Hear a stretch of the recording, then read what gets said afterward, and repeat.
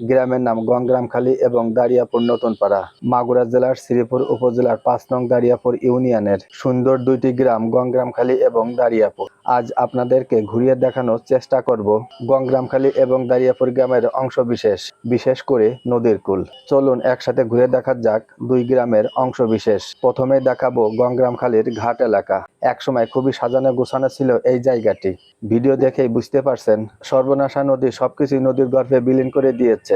ঘরবাড়ি, গাছপালা, মন্দির সবকিছুই নদীর গর্ভে বিলীন। সাজানো গোছানো গ্রামটি একেবারে ধ্বংস করে দিয়েছে এই সর্বনাশা গড়াই নদী। যেখান দিয়ে সারি সারি নৌকা দেখতে পাচ্ছেন, সেখানেও ছিল একসময় ঘরবাড়ি, গাছপালা, কিন্তু এখন সবই নদীর গর্ভে।